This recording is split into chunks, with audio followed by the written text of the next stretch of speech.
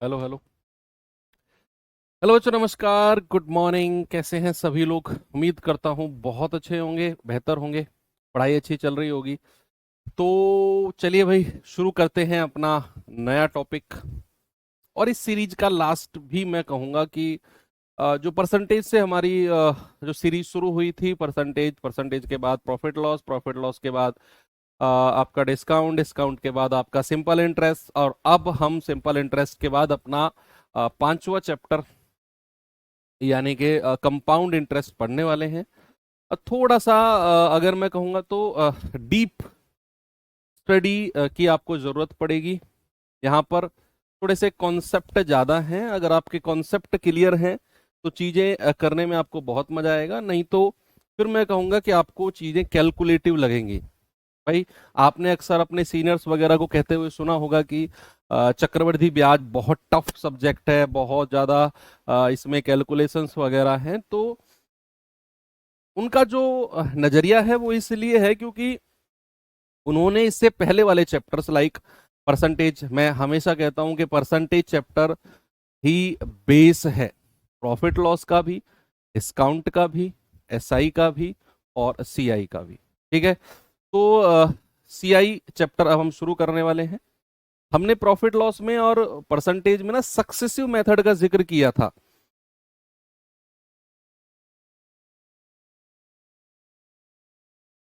बताओ, successive method का जिक्र किया था ना कि परसेंटेज हमने पॉपुलेशन, जनसंख्या के टाइम पर सक्सेसिव जिक्र किया था। प्रॉफिट लॉस में हमने ए ने बी को बेचा, बी ने सी को बेचा, वहां पर सक्सेसिव का यूज किया था। तो अगर मैं बात करूं कि CI is nothing but successive method, यानी कि सीआई कंपाउंड इंटरेस्ट और कुछ भी नहीं बल्कि सक्सेसिव मेथड ही है। अगर आप सक्सेसिव मेथड को अच्छे से पढ़ चुके हैं पीछे वाले चैप्टर्स में, तो कंपाउंड इंटरेस्ट को आप बहुत अच्छे से रिलेट कर पाओगे। अब बात करते हैं चैप्टर की। तो कंपाउंड इंटरेस्ट, भाई हमने सिंपल इंटरेस्ट पढ़ा, वहां मैंने आपको बताया, देखो कोई भी सिंपल इंटरेस्ट का तरीका, सवाल आपको दिखने में सेम से लगेंगे, सिंपल इंटरेस्ट के जैसे ही सेम सवाल आपको लगेंगे कंपाउंड इंटरेस्ट में भी। लेकिन कोई भी सिंपल इंटरेस्ट का तरीका भूल कर भी कंपाउंड इंटरेस्ट में मत लगा देना। सिंपल इंटरेस्ट बिल्कुल डिफरेंट है कंपाउंड इंटरेस्ट से। किस्त वाले सवाल एक साथ कराऊंगा बच्चा। कंपाउंड सीआई और एसआई की किस्त वाले क्वेश्चन एक ही हम अलग क्लास में करेंगे। पहले सीआई पढ़ लेते हैं, फिर एसआई और सीआई के इंस्टॉलमेंट के क्वेश्चंस एक ही क्लास में करेंगे। तो सीआई एसआई के जैसा क्यों नहीं है? क्योंकि एसआई जो हमारा सिंपल इंटरेस्ट होता है उसके बारे में हमने जिक्र किया था। दो बात बोली थी, एक तो केवल मूलधन पर लगता है, केवल किस पर? प्रिंसिपल पर। और हर साल बराबर लगता है। भाई अगर रेट ऑफ इंटरेस्ट 10% है, इसका मतलब है पहली साल 10% ब्याज मिलेगा, और हर साल 10-10% ब्याज मिलता जाएगा हर साल। सिंपल इंटरेस्ट का मतलब। लेकिन अगर मैं बात करूं कंपाउंड की, तो कंपाउंड में ऐसा नहीं है। फॉर सपोज, अगर मैंने आपसे बोला कि आपका जो मूलधन है, बच्चा टर्मिनोलॉजी यानी कि शब्दावली पढ़ाने की जरूरत नहीं, क्योंकि वो सिंपल इंटरेस्ट में हम पढ़ चुके हैं। अगर मैंने बोला कि मूलधन मेरा 10,000 रुपया है, समय रेट ऑफ इंटरेस्ट 10% है, और सपोज दैट मैंने बोला कि समय 2 साल है। समय कितना है? 2 साल है, 2 वर्ष का समय है।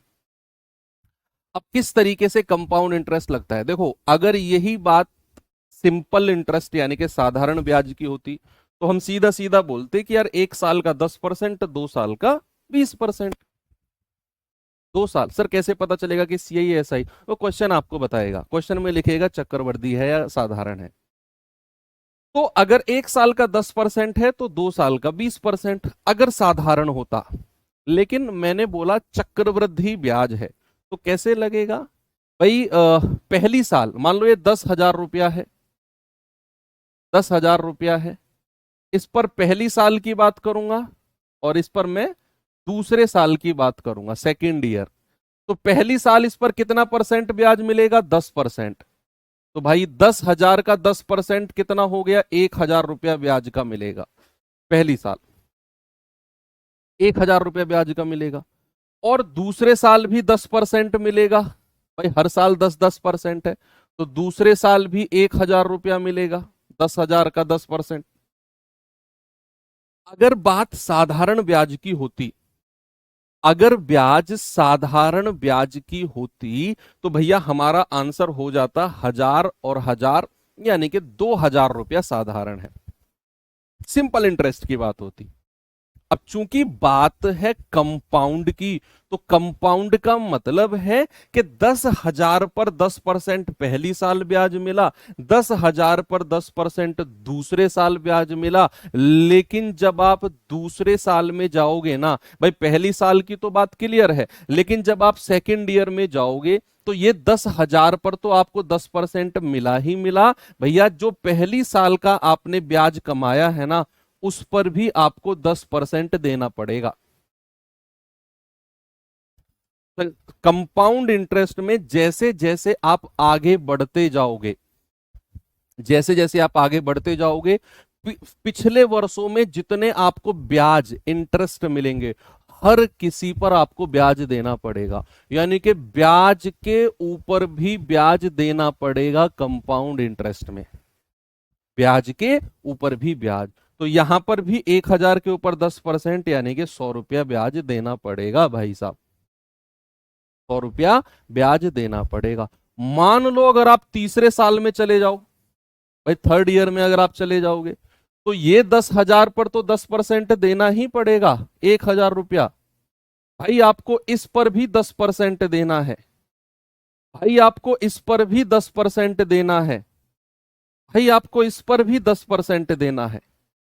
अब आपका दिमाग ठनकेगा, आप कहोगे कि सर इस पर तो मैं ब्याज दे चुका हूं पहले ही, भाई इस वाले 1,000 पर तो हम ऑलरेडी ब्याज दे चुके हैं, जब हम तीसरे वर्ष जा रहे हैं तो इस पर डबल ब्याज देने की क्या जरूरत है।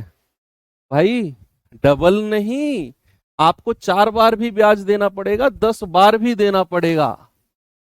आप जैसे जैसे आगे बढ़ते जाओगे, पीछे के जितने भी ब्याज रहेंगे सबके ऊपर ब्याज देना पड़ेगा। ऐसा दुनिया में कोई व्यक्ति नहीं बैठा जो आपकी बात को सुनेगा कि भाई हम तो एक बार इस पर ब्याज दे चुके हैं, दोबारा ब्याज क्यों ले रहे हो। भैया देना पड़ेगा, यही आपका चक्रवृद्धि होता है। जैसे जैसे आप आगे वर्षों में बढ़ते जाओगे, आपको मूलधन पर तो मिलता ही जाएगा ब्याज, लेकिन पीछे के जितने भी ब्याज आपने कमाए हैं सबके ऊपर आपको उतना ही परसेंट देना पड़ेगा, सबके ऊपर देना पड़ेगा उतना ही परसेंट।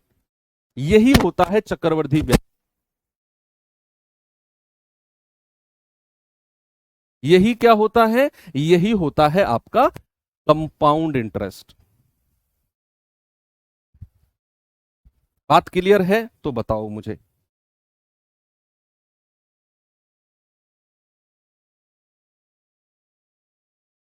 फिर हम आगे बढ़ते हैं।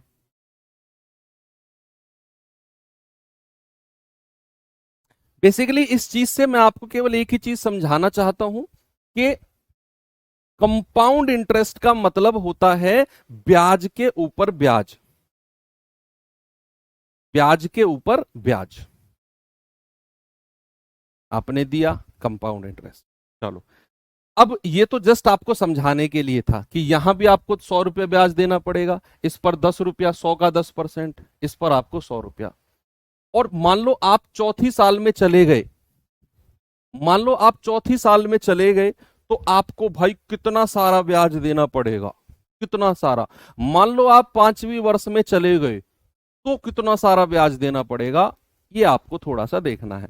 अब इस चीज को लेकर बिल्कुल भी टेंशन मत लो, पीछे जो भी मैंने आपको समझाया वो जस्ट ये बताने के लिए था कि what is the difference between SI and CI. Simple interest केवल मूलधन पर, और कंपाउंड इंटरेस्ट ब्याज के ऊपर ब्याज। कंपाउंड इंटरेस्ट मतलब ब्याज के ऊपर ब्याज। अब कंपाउंड इंटरेस्ट कैसे निकलता है, सवाल कैसे होते हैं, किस तरह के सवाल आते हैं, शॉर्ट तरीका क्या है उनको करने का, वो सारी चीजें तो हमें पूरे चैप्टर में पढ़नी ही है। है ना। तो अब हम तरीके देखते हैं, है ना, कि किस तरीके से कंपाउंड इंटरेस्ट के क्वेश्चन सॉल्व होते हैं। देखो, कंपाउंड इंटरेस्ट के क्वेश्चंस बहुत सारे तरीके से सॉल्व होते हैं। लगभग अगर मैं कहूं कि हर टीचर हर टीचर अपने अलग तरीके बताते हैं। कोई आपको रेशियो मेथड बताएगा, कोई आपको फॉर्मूला मेथड बताएगा, कोई आपको रेशियो गोल्डन रेशियो मेथड बताएगा, कोई आपको एग्रीगेट परसेंटेज मेथड बताएगा। तो चार पांच तरीके बेसिकली इसके होते हैं। अब एक ही क्लास में चार पांच तरीके से कराना संभव नहीं है, तो आपको मैं कोई दो मेथड प्रीफर करके चलाऊंगा, है ना। दो मेथड, एक तो इसका फॉर्मूला मेथड लेकर चलेंगे हम, और दूसरा हम इसका एग्रीगेट मेथड लेकर चलेंगे। एग्रीगेट मेथड सारी चीजें बताऊंगा, डोंट वरी, आप परेशान मत होइए। बस ये याद रखना, शुरू में जो मैंने बोला था कि चक्रवृद्धि ब्याज सारा का सारा सक्सेसिव मेथड से होता है। सक्सेसिव मेथड आपने परसेंटेज में भी पढ़ा है, सक्सेसिव मेथड आपने प्रॉफिट लॉस में भी पढ़ा है। तो सारा का सारा जो सीआई है वो सक्सेसिव मेथड पर ही आपका डिपेंड है। सारा का सारा सीआई सक्सेसिव मेथड आपको आता है तो ये मान लो कि 80 से 90% आपको सीआई आता है, 90% तक। बस सक्सेसिव मेथड आपको पता होना चाहिए। अब हम देखते हैं कौन कौन से तरीके। मान लो मैंने बोला कि मूलधन है 10,000 रुपया, जो अभी अभी एग्जाम्पल लिया। मैंने कहा रेट ऑफ इंटरेस्ट 10% है, और मैंने बोला जो समय है वो आपका सपोज दैट 2 साल है, 2 ईयर्स, और 10% कंपाउंड इंटरेस्ट है, यानी कि चक्रवृद्धि है। और आपसे पूछेगा बताओ 2 साल का ब्याज। तो सबसे पहले हम इसका रेशियो मेथड, सबसे पहले क्या करेंगे, हम रेशियो मेथड से यहां पर पढ़ेंगे।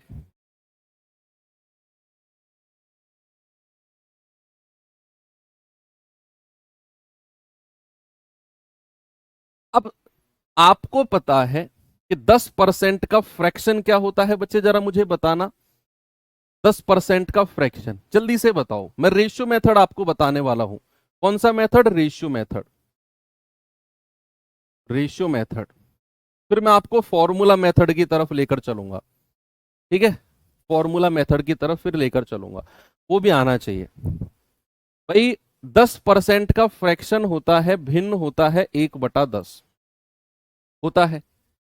आपने सबसे पहले परसेंटेज का फ्रैक्शन निकालना है, उसके बाद आपने देखना है समय कितना दिया हुआ है, 2 साल दिया हुआ है। तो आपने क्या करना है, 10 से 11 कर दो पहली बार, और जितने वर्ष दिए हुए हैं उतनी बार आप 10 से 11 कर दो। सर हमें 2 साल दिए हुए हैं, तो 2 बार हम 10 से 11, 10 से 11 दे देंगे। यहां 10 की 10 में गुणा करेंगे 100, इधर 11 की 11 में गुणा करेंगे 121। इधर वाला पार्ट जो होता है ये आपका मिश्र धन होता है बच्चा, याद रखना, अमाउंट।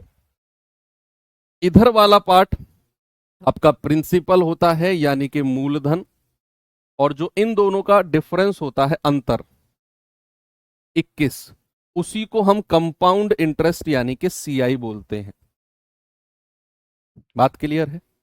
रेशियो मेथड इतना सिंपल सा होता है कि भाई आपको मूलधन दे देगा या पूछ लेगा, आपको रेट देगा, रेट तो जरूर देगा, ब्याज की दर तो जरूर देगा, तभी तो हम उसका रेशियो मेथड बना पाएंगे। और आपसे समय देगा कि भाई 2 साल, 3 साल, 4 साल, जितने की भी वो बात करेगा, ठीक है। तो अब यहां पर हमें उसने क्या दिया हुआ है, मूलधन, यानी कि 100 यूनिट की वैल्यू कितनी है, 10,000। तो 1 यूनिट की वैल्यू कितनी आएगी, 10,000/100, यानी कि 1 यूनिट की वैल्यू 100 आ गई। तो कंपाउंड इंटरेस्ट कितना हो जाएगा, 21 गुणा 100, यानी कि 2100। कितना हो जाएगा बच्चा, 2100। बताओ क्या बात सही है? ये आपका रेशियो मेथड हो गया। सपोज दैट अगर इसी में ही आपसे पूछने लगता कि भाई मिश्र धन बताओ, व्हाट इज द अमाउंट, तो आप कहते सर 1 यूनिट 100, तो 121 यूनिट का मतलब कितना आएगा, 121 गुणा 100 एंड विल बी 12,100। ये हमारा मिश्र धन हो गया, ये हमारा मिश्र धन हो गया। अब आप कहेंगे कि सर ऐसे तो सपोज अगर हमें ब्याज की दर दे देगा 5%, मान लो ब्याज की दर दे देगा हमको 2%, 7%, 11%, 4%, तो सर फिर तो कैलकुलेशन बहुत टफ हो जाएगी। मैं कहूंगा हाँ भाई, भाई मान लो अगर उसने दे दी ब्याज की दर 7% है, 7%, और समय हमारा 2 वर्ष है, तो क्या हम रेशियो मेथड से जाएंगे? तो ये हमारी समझदारी होगी? बताओ भाई, 7% का फ्रैक्शन होता है 7/100, तो क्या हम ऐसा करेंगे कि 100 से 107 और 100 से 107, क्या हम 107 की 107 में मल्टीप्लाई करेंगे? तो क्या ये हमारा समझदारी भरा स्टेप होगा? बताओ भाई। एक तो तरीका हमें यह है कि हमें परसेंटेज कुछ इस तरीके से दिए हो जिनके फ्रैक्शन जिसके भिन्न निकालना बड़ा आसान हो, और ये मैं आपको सक्सेसिव में बता भी चुका हूं पहले। मैं आपको सक्सेसिव में बता चुका हूं पहले कि अगर आपके परसेंटेज इस तरह हो जिनके फ्रैक्शन बहुत आसान हो निकालना, तो आप रेशियो मेथड से जाओ, बताया है मैंने आपको। लेकिन अगर आपका परसेंटेज कुछ ऐसा हो जिनके फ्रैक्शन बहुत टफ हो निकालना, तो फिर क्या हम कहेंगे कि रेशियो मेथड? नहीं सर, फिर रेशियो मेथड से हम नहीं जाएंगे। तो ये था हमारा रेशियो मेथड, और अच्छा मेथड है, आना चाहिए, और हम लगाएंगे भी। लेकिन कहां पर लगाएंगे बच्चा? जहां पर हमारा परसेंटेज आसान होगा, जहां पर हमारा परसेंटेज ऐसा होगा जिसका फ्रैक्शन निकालना, जिसका भिन्न निकालना बड़ा आसान है, जिसका भिन्न निकालना बड़ा आसान है, वहां पर हम रेशियो मेथड लगाएंगे और हमारा आंसर हो जाएगा। ओके। लेकिन सर अगर परसेंटेज कुछ अलग हो, छोटे परसेंटेज हो, या फिर हम तो फॉर्मूला मेथड से जाना चाहते हैं, चलिए तो हम अब चलेंगे फॉर्मूले मेथड से। फॉर्मूला मेथड क्या होता है वो आपको आना बहुत जरूरी है, ठीक है? वो आपको आना बहुत जरूरी है। देखो, जब हम साधारण ब्याज की बात कर रहे थे, तो हमसे उसने 10 साल का, 15 साल का, 12 साल का, 20 साल का साधारण ब्याज निकलवाया, और साधारण ब्याज के केस में वो आसान था। क्यों? क्योंकि वहां पर हम ब्याज की दर को समय से सीधा सीधा मल्टीप्लाई कर रहे थे। भाई मान लो 20 साल का ब्याज निकलवा रहा है, तो ब्याज की दर को 20 से गुणा कर दो।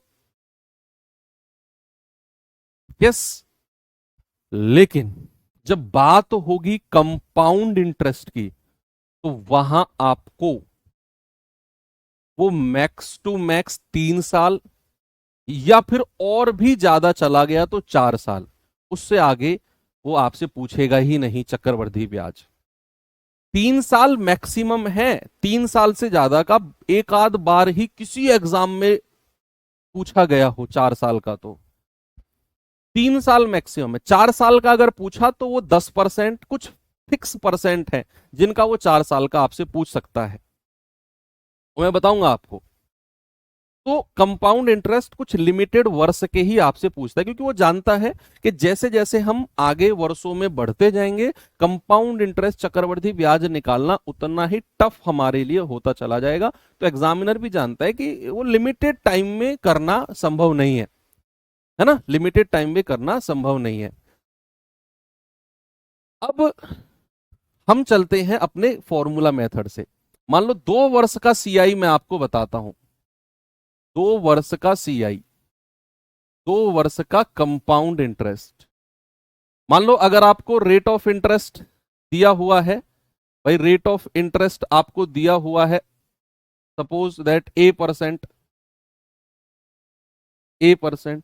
सपोज आपको समय दिया हुआ है 2 वर्ष, 2 वर्ष। तो भाई 2 साल के सीआई का फॉर्मूला होता है, दुनिया जानती है, ये मैं सक्सेसिव में बता भी चुका हूं। 2 वर्ष के सीआई का A गुणा A/100, ये याद रखना है। या फिर इसको जनरलाइज फॉर्म में अगर मैं कहूं, तो सपोज दैट पहली साल का ब्याज का दर A% है और दूसरे साल की ब्याज की दर अलग है। भाई 2 साल हैं, दोनों की ब्याज की दर अलग अलग है, पहली साल का A%, दूसरे साल का B%। तो 2 साल का जो सक्सेसिव मेथड होता है उसका फॉर्मूला होता है a प्लस बी प्लस ए गुणा बी बटा 100। डिस्काउंट में आपने पढ़ा था लेकिन वहां पर माइनस था, वो अलग है। उससे पहले परसेंटेज में आपने पढ़ा है एग्जैक्ट फॉर्मूला, सेम यही फॉर्मूला। और जब मैं आपको ये फॉर्मूला पढ़ा रहा था तो मैंने आपको बोला भी था कि हम इसे कंपाउंड इंटरेस्ट में यूज करेंगे। यस, कि भाई a% और b% है तो a प्लस बी प्लस ए गुणा बी बटा 100, 2 साल का चक्रवर्ती ब्याज आपका ये होता है। सपोज दैट अगर मैंने आपसे बोला कि आपका मूलधन है भाई 10,000 रुपया, रेट ऑफ इंटरेस्ट है सपोज दैट आपका 3%, और समय आपका कितना है 2 वर्ष। समय कितना है बच्चा आपका 2 वर्ष है, और आपसे कहेगा बताओ चक्रवर्ती ब्याज क्या होगा, बताइए।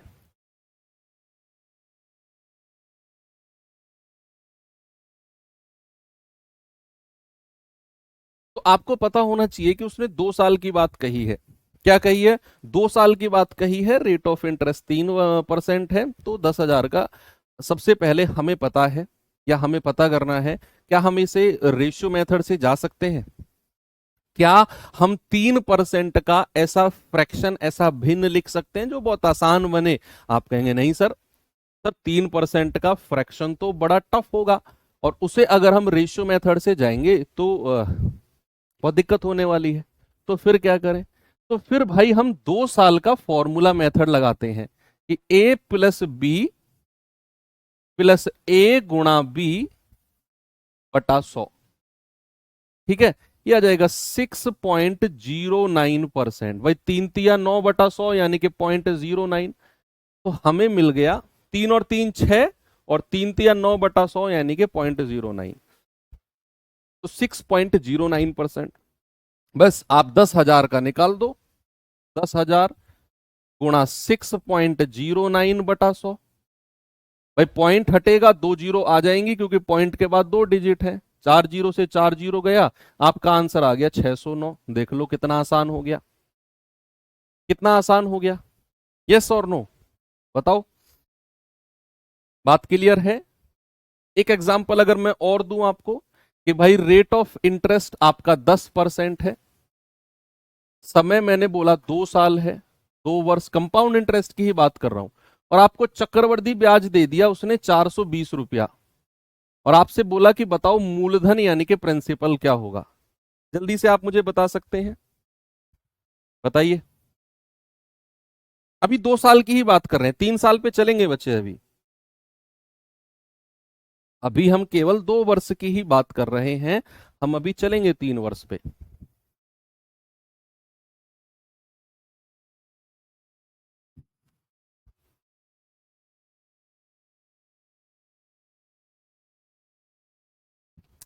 भाई आप देख रहे हो कि 10% ब्याज की दर है, 2 साल है, कंपाउंड इंटरेस्ट आपको 420 रुपए दिया हुआ है, और आपसे कह रहा है प्रिंसिपल बताओ।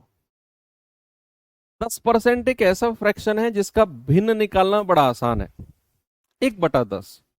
अब आप इसे रेशियो मेथड से भी जा सकते हो बड़े आराम से, क्योंकि इसका फ्रैक्शन निकालना बहुत आसान है।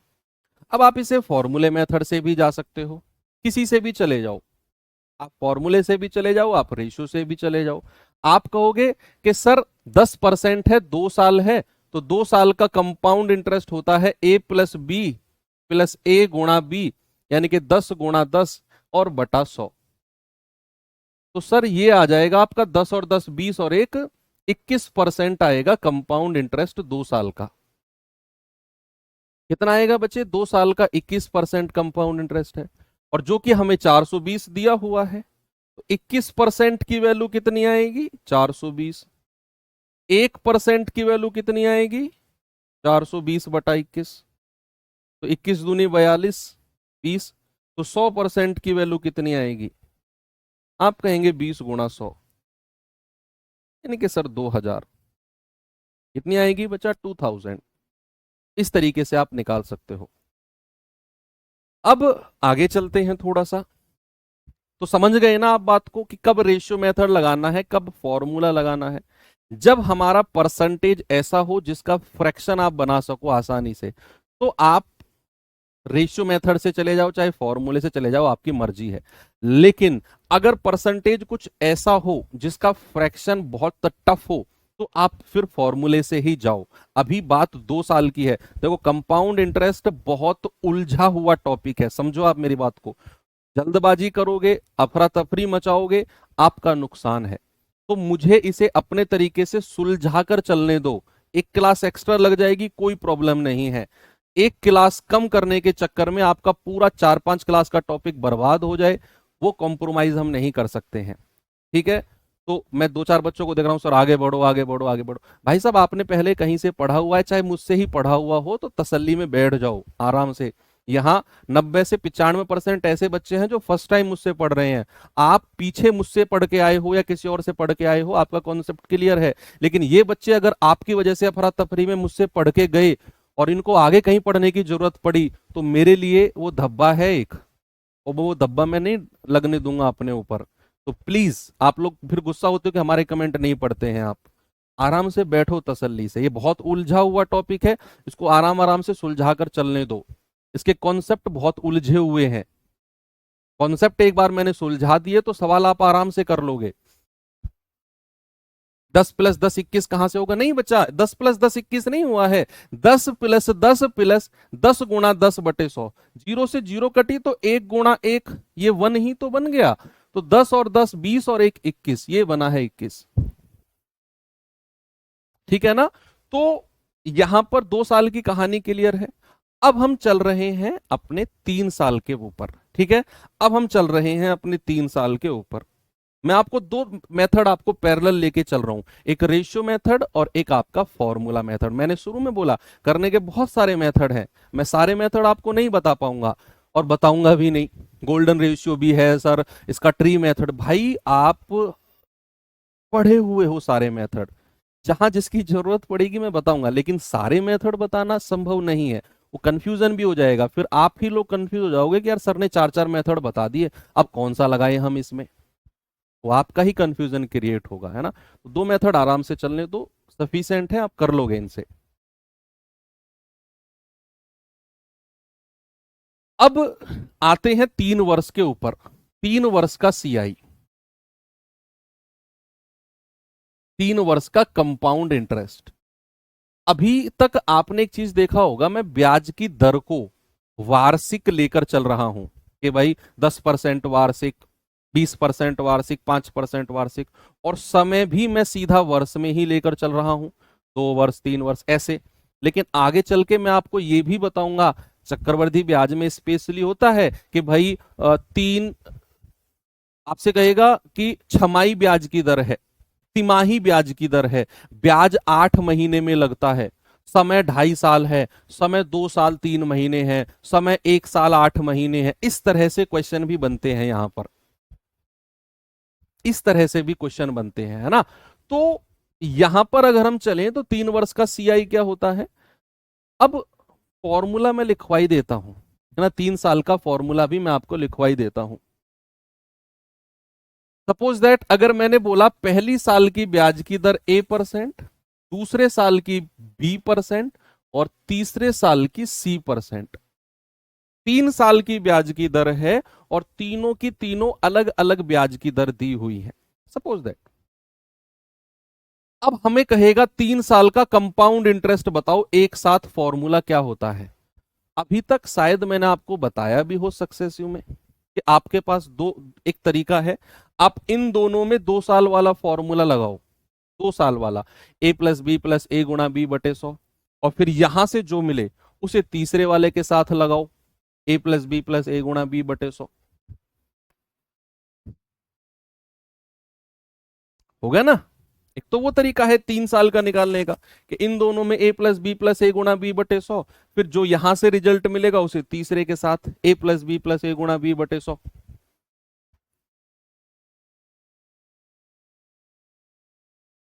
अगर मैं आपसे कहूं ये भी तरीका है, और एक 3 साल का निकालने का एक फॉर्मूला भी होता है, वो भी आप पढ़ लो। अगर वो फॉर्मूला आपको अच्छा ना लगे तो फिर आप ये 2-2 साल वाले में कर लेना, ये 2-2 साल वाले में कर लेना फिर आप, है ना? अब फॉर्मूला क्या है, आप पहले इन तीनों को जोड़ दो। ए प्लस बी प्लस सी, पहले आपने इन तीनों को जोड़ दिया, ए प्लस बी प्लस सी, ठीक है, ओके। प्लस, प्लस का साइन है, दो दो की मल्टीप्लाई करो, दो दो की, ए गुणा बी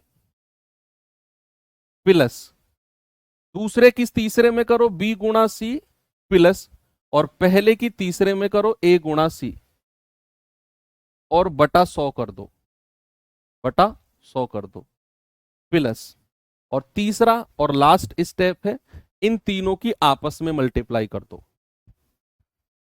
इन तीनों की आपस में मल्टीप्लाई कर दो, यानी कि ए बी सी, और यहां 2 जीरो है तो यहां 4 जीरो से डिवाइड कर दो,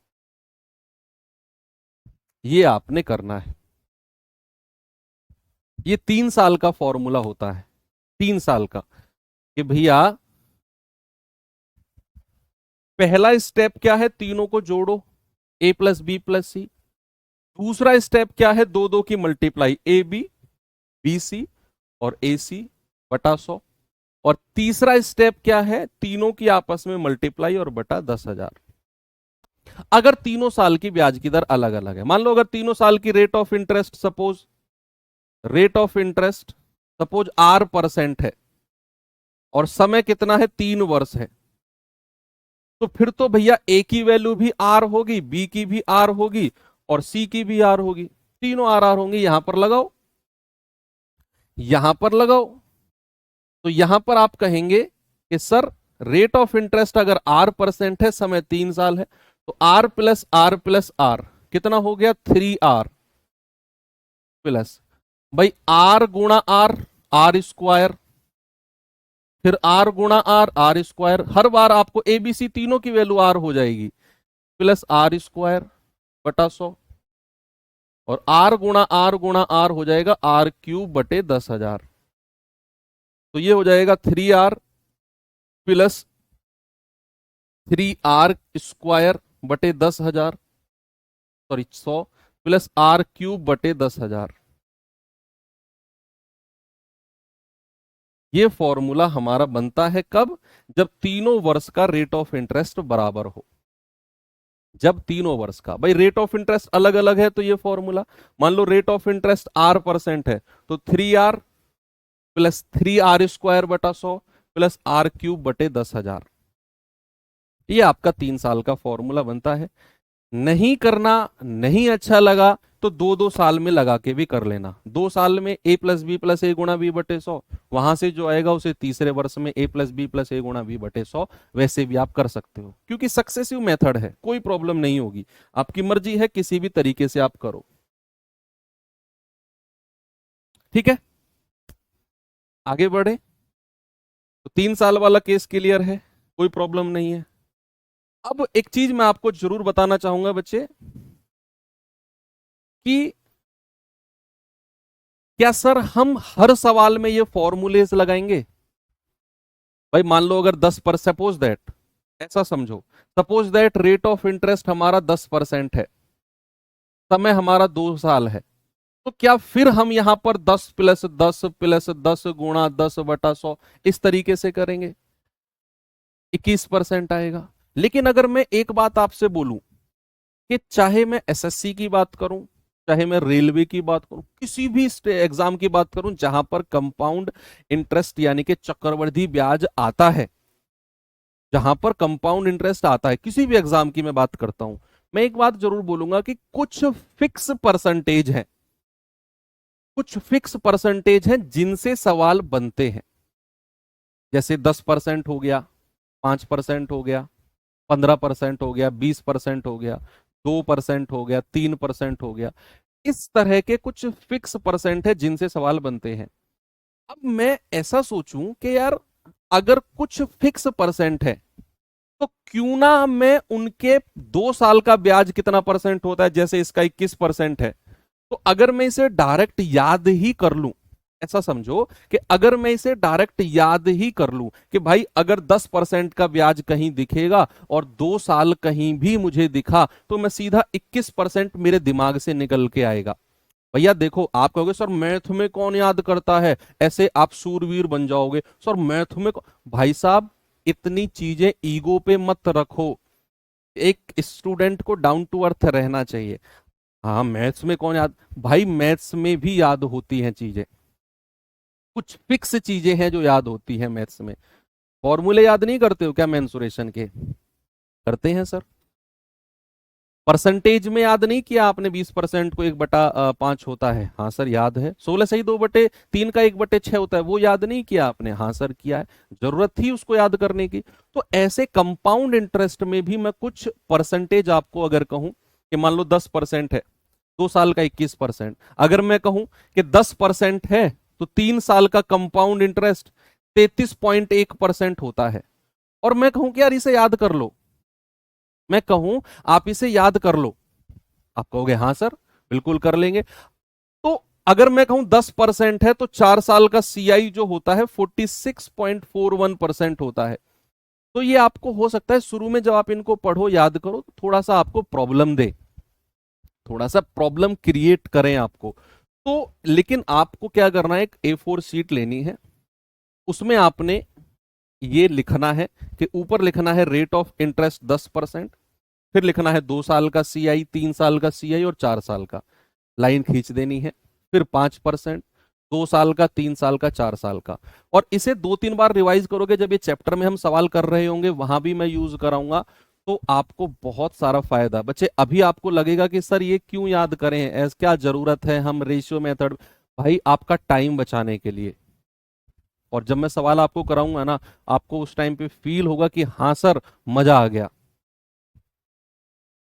डायरेक्ट हमने ये लगाया। अगर मैं आपसे कहूं कि भाई रेट ऑफ इंटरेस्ट 5% है और 2 साल का सीआई बताओ, तो आप यहां या तो फॉर्मूला लगाने बैठ जाओ, A+B+A×B/100, या जिस बच्चे को याद है वो सीधा कहेगा 10.25% होता है जी। तो किसका टाइम बचा? जिसको चीजें डायरेक्ट याद है।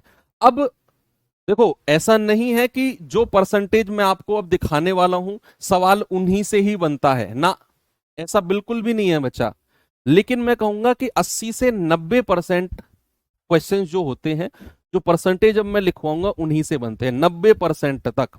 केवल 10% क्वेश्चन ऐसे होंगे जिनके परसेंटेज थोड़े अलग होंगे, तो उनके लिए मैंने आपको फॉर्मूलेज पढ़ा दिए हैं कि 2 साल का पूछे, 3 साल का पूछे, आप बड़े आराम से कर सकते हो अगर अलग से कोई परसेंटेज पूछे। अब मैं आपको परसेंटेज दिखाने वाला हूं जिनकी मैंने बात की है, जैसे आपके सामने ये रहा, ठीक है? तो घबराना बिल्कुल भी मत, आराम आराम से एक एक करके मैं आपके साथ पढ़ूंगा इनको, और फिर हम इनको आप एक A4 सीट में लिखेंगे और अपने स्टडी टेबल के सामने चिपका देंगे।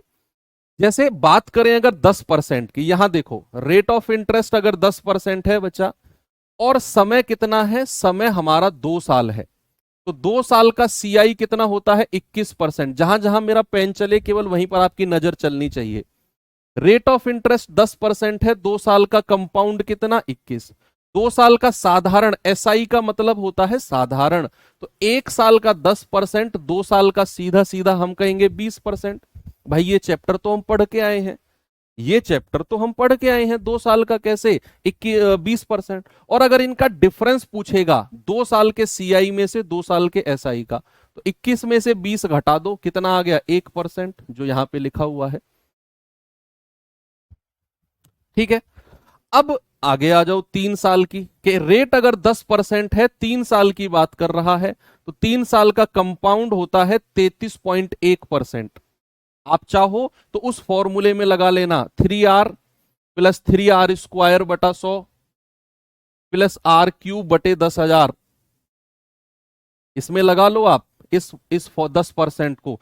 3 साल का 33.1% आपको मिल जाएगा, यस। लेकिन मैं कहूंगा कोई जरूरत नहीं है, आप सीधा इसको याद रखो बच्चे कि रेट ऑफ इंटरेस्ट अगर 3 साल है, तो 3 साल का सीआई 33.1। आज मैं आपको छोड़ रहा हूं, लेकिन कल और परसों तक ये सारे परसेंटेज आपको याद होने चाहिए भाई।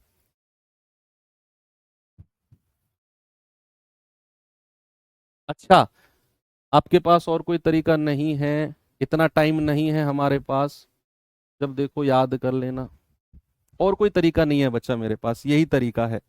आपके पास टाइम नहीं है तो प्लीज आप फिर जो आपको जल्दी तरीके से करा दे आप वहां से पढ़ लो, मैं मेरे पास तो यही तरीका है, सॉरी। अब जा सकते हैं, फिर आप जहां से आपका मन करे वहां से पढ़ लो, प्लीज क्लास को डिस्टर्ब मत करो। सुनो, बात अगर 3 साल की है तो 3 साल का चक्रवृद्धि ब्याज है 33.1%। 3 साल का साधारण ब्याज है 30%। भाई 1 साल का 10% तो 3 साल का 30%। 3 साल का 30%, दोनों का डिफरेंस कितना है? 33.1 माइनस 3, यानी कि आप कहेंगे अंतर आ जाएगा सर 3.1%। ठीक है, 3.1%। अगर 4 साल की मैं बात करता हूं, रेट ऑफ इंटरेस्ट 10% है, तो 4 साल का सीआई होता है 46.41%। 4 साल का साधारण होता है 40%, और दोनों का डिफरेंस होता है 6.41%। दोनों का डिफरेंस कितना होता है? दोनों का डिफरेंस है 6.41%। ठीक है भाई, तो ये 10% बहुत इंपॉर्टेंट है। अगर मैं कहूंगा मोस्ट इंपॉर्टेंट अगर कोई परसेंटेज है तो बच्चा वो 10% है। क्या है? 10%। हाँ भाई, सही बात है। आपको अगर अच्छा नहीं लग रहा है तो गुस्सा काहे करते हो मेरे पास? जाओ जहां आपका मन करे। फीस वापस दे दो, मुझे दी थी तुमने फीस, जिसे दी थी उससे ले लो वापस। यार तुम क्यों मेरा ब्लड प्रेशर हाई करवा रहे हो? पढ़ लो भाई, फीस वापस दे दो, ले लो यार जिससे ली थी तुमने। मेरे हाथ में दे के गए थे तुम फीस। और भी तो टीचर हैं, उनसे मांग लो। जहां तुमने फीस जमा की थी कॉल करो, बोलो मेरा फीस वापस दे दो, ले लो, जाओ। पर ये क्लास डिस्टर्ब मत करो, हो सकता है कि तुम आगे क्लास भी नहीं देख पाओ और फीस भी ना मिले। मैं तुम्हारा बैच भी ब्लॉक करवा दूंगा। इतना बेकार आदमी हूं मैं, समझो। अच्छा के लिए मैं बहुत अच्छा हूं, पर क्लास डिस्टर्ब करोगे, बाकी लोगों को परेशान करोगे तो ये, और मेरी तो क्लास छोड़ो और किसी की भी क्लास नहीं देख पाओगे। देखो, अब अगला रेट ऑफ इंटरेस्ट है 5%। अगर रेट ऑफ इंटरेस्ट 5% है, समय अगर 2 साल है, तो भाई 2 साल का कंपाउंड होगा 10.25%। कितना होगा? 10.25%। आगे चलो, अगर मैं कहूंगा 2 साल का साधारण, तो 1 साल का 5%, 2 साल का 10%। 2 साल का 10%, और दोनों का डिफरेंस कितना है? इसमें से ये घटा दो, ये आ जाएगा 0.25%। 0.25%। अब अगर मैं बात करूं 3 साल की, रेट ऑफ इंटरेस्ट वही 5% ही है, तो 3 साल का कंपाउंड होगा 15.7625%। 15.7625। मैं गोल्डन रेशियो भी आपको बता दूंगा, लेकिन ये मेथड बड़ा बेस्ट है। आप समझो कि भाई रेट ऑफ इंटरेस्ट अगर 5% है तो 3 साल का होगा 15.7625%। साधारण ब्याज होगा 1 साल का 5%, 3 साल का हो जाएगा 15%। 3 साल का 15%, और डिफरेंस आप इसमें से ये माइनस कर दो। ओके। 4 साल की बात करेगा तो 4 साल का, हालांकि अगर रेट 5% है तो 4 साल का चाहे याद भी मत करो, करना चाहो तो 21.55, 20% और डिफरेंस आप चाहो, लेकिन 3 साल तक तो याद रखो ही रखो 5% को तो। ठीक है, आगे मैं चल रहा हूं आपको लेकर। ठीक है, आगे चलता हूं मैं।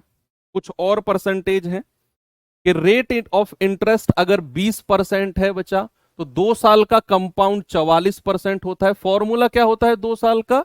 A+B+A×B/100। ठीक है, 2 साल का साधारण और डिफरेंस। 3 साल की बात करेगा तो 3 साल का कंपाउंड 72.8 इंपोर्टेंट है। 20% का ब्याज की दर बहुत इंपोर्टेंट है, बहुत इंपोर्टेंट। नहीं, सारे देखो याद नहीं करने हैं। याद करने का मतलब ऐसे बैठ के रट्टा नहीं मारना है इनका। आप सवाल करोगे ना, तो एक टेबल पे सामने चिपका लो A4, आप सवाल करोगे सामने, उसमें से देखकर कर लेना, तो धीरे धीरे अपने आप दिमाग में सेट हो जाएंगे, ये अपने आप दिमाग में सेट हो जाएंगी। 10.25 कैसे आया? देखो मैं बता देता हूं। रेट ऑफ इंटरेस्ट 5% है, 2 साल का, भाई कितना होगा? A+B+A×B/100। कर लो, 10+25/100 यानी कि 0.25, तो कितना आ गया? 10.25। ऐसे आया है। ठीक है, 10.25। यहां पर आ जाओ, रेट ऑफ इंटरेस्ट अगर 15% है, 15, देखो 20% का केवल आपको 2 साल और 3 साल का ही याद रखना है। रेट ऑफ इंटरेस्ट अगर 15% है तो 2 साल का कंपाउंड होता है 32.25, 32.25, 32.25। साधारण होगा 15 और 15 30, डिफरेंस आप इसमें से ये घटा दो। 3 साल का मत याद रखो, रेट ऑफ इंटरेस्ट 15% है तो 3 साल का मत याद रखो। हाँ ये बहुत इंपॉर्टेंट है, छोटे छोटे जो परसेंटेज होते हैं ये मोस्ट इंपॉर्टेंट मैं कहूंगा। रेट ऑफ इंटरेस्ट अगर 2% है तो 2 साल का 4.04, 3 साल का 6.1208%, 6.1208। अगर रेट ऑफ इंटरेस्ट 2 साल है तो 2% है तो 2 साल का 4.0804 और 3 साल का 6.1208%।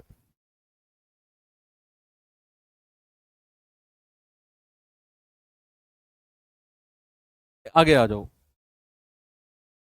इस पे आ जाओ जरा, इसको देखिए एक बार।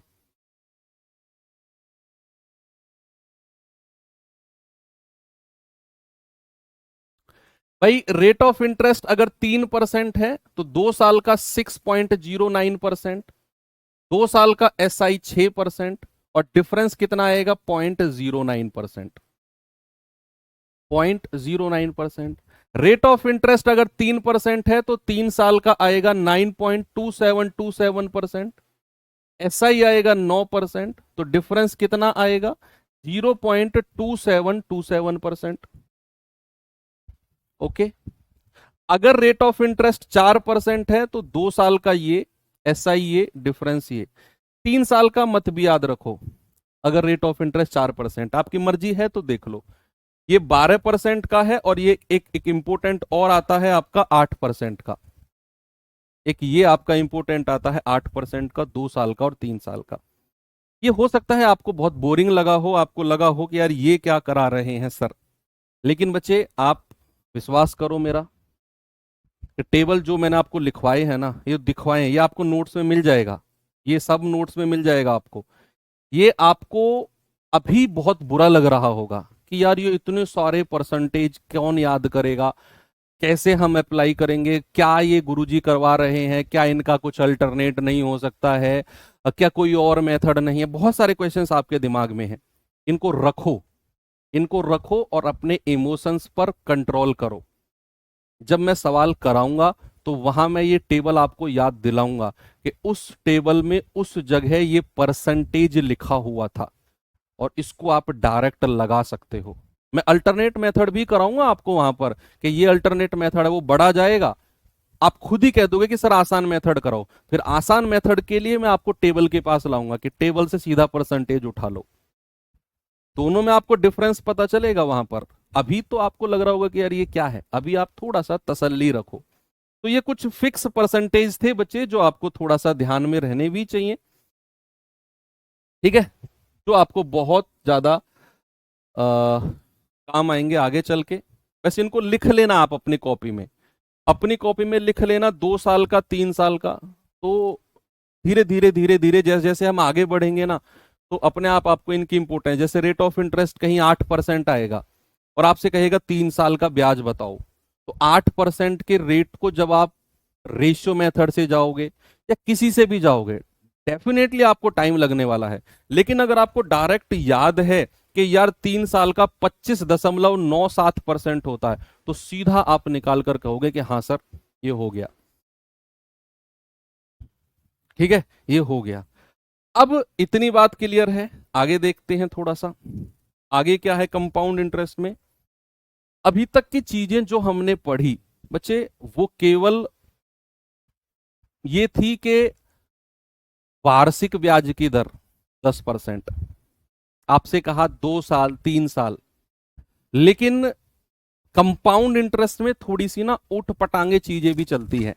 उठ पटांग चीजें यानी कि आपसे छमाई दर, आपसे बोलेगा भाई छमाई दर, हाफ ईयरली रेट, छमाई दर क्या होगी, तो वहां पे थोड़ा सा हमें ध्यान देना है। भाई सपोज अगर मैं आपसे कहूंगा कि कोई ब्याज की दर है R% वार्षिक, क्या है R% वार्षिक है, एनुअली है, तो इस बात का क्या मतलब है, कोई बताएगा मुझे? अगर मैंने बोला कोई ब्याज की दर R% वार्षिक है, तो क्या मैं ये कह सकता हूं कि ये 12 महीने की दर है? भाई वर्ष में कितने महीने होते हैं? हम कहेंगे सर 12 महीने की दर, 12 महीने में कितना परसेंट ब्याज मिलेगा? 12 महीने में आपको 8% ब्याज मिलेगा। 12 महीने में कितना मिलेगा आपको? 8%। यस और नो? भाई वार्षिक दर का मतलब क्या होता है? 12 महीना। तो 12 महीने में आपको मिलेगा 8%। सपोज अगर मैं आपसे पूछूं एक महीने में कितना परसेंट ब्याज मिलेगा, तो आप कहेंगे सर 8/12%। एक महीने में, एक महीने में कितना? 8/12%। अब आपको कितने ही महीने की दर पूछ ले, कितने ही महीने की रेट ऑफ इंटरेस्ट आपसे पूछ ले, आपसे अगर कहे कि बताओ ब्याज की दर छमाही बताओ, छमाही दर, छमाही दर यानी कि हाफ ईयरली रेट, अगर आपसे कहेगा हाफ ईयरली रेट, क्या पूछेगा? Half yearly rate, half yearly rate, छमाही दर। तो छमाही दर का मतलब क्या होता है? वो होता है 6 महीने की। क्या होता है? 6 महीने की दर। तो 6 महीने की दर कितनी हो जाएगी भाई? एक महीने की इतना, तो 6 महीने की हो जाएगी 8/12 × 6, यानी कि 6×2 = 12, और आप कहोगे 8/2%। और ये चीज आपको ध्यान रखनी है, ये चीज आपको डायरेक्ट ध्यान रखनी है कि अगर कहीं छमाही दर पूछेगा तो आपको वार्षिक दर को 2 से डिवाइड करना है। क्या करना है आपको? वार्षिक दर को 2 से डिवाइड करना है, ये छमाही दर होती है। भाई एक महीने की 8/12, अब वो कितने ही महीने की कहे तो 8/12 से गुणा कर दो, तो ये 8/2% आ गई छमाही दर। सपोज अगर मैं आपसे कहूं कि बताओ मुझे तिमाही दर, जल्दी से बताओ, मुझे बताओ तिमाही दर, तिमाही दर यानी कि क्वार्टरली रेट, क्वार्टरली रेट क्या होगा? तो आप क्या करोगे? 8/12 से तिमाही दर यानी कि 3 को मल्टीप्लाई कर दोगे। भाई तिमाही का मतलब होता है 3 महीना, 3 महीना। तो आप कहोगे 3×4 = 12, सर ये हो जाएगी 8/4%। मतलब कहीं भी अगर आपसे तिमाही दर की बात करेगा तो आप सीधा 8/4% कर दोगे। क्या कर दोगे बच्चा? सीधा 8/4। आपसे कहेगा 8 महीने की दर, भाई आपसे कहेगा 8 महीने की दर, तो एक महीने की इतना, 8 महीने की 8/12 × 8। आपसे कहेगा 5 महीने की दर, तो एक महीने की और 5 महीने की। कुल मिलाकर बेसिक कॉन्सेप्ट आपको समझ में आ गया। छमाही दर कहेगा तो 8/12 को 6 से गुणा, तिमाही दर कहेगा 8/12 को 3 से गुणा, 5 महीने की कहेगा 8/12 को 5 से गुणा, आपसे कहेगा 8 महीने की तो 5/12 को 8 से गुणा। इस तरीके से चीजें आपकी चलती रहेंगी जब अलग अलग दर आपसे पूछेगा। एक बात और बताओ, या कल ही बताना, आज तो छोड़ो कल ही बताना, आज मैं आपको यहीं पर एंड करता हूं। अब सुनो मेरी बात को भाई, मेरी बातें हो सकता है आपको थोड़ी कड़वी लगे, लेकिन मैं सच बोलता हूं। पहली बात, हर क्लास में कुछ असामाजिक तत्व होते हैं जो क्लास को जानबूझकर डिस्टर्ब करते हैं, जानबूझकर। उनका पढ़ने लिखने से कोई मतलब होता नहीं है, हालांकि मुझे अपने इमोशंस पर बहुत कंट्रोल है।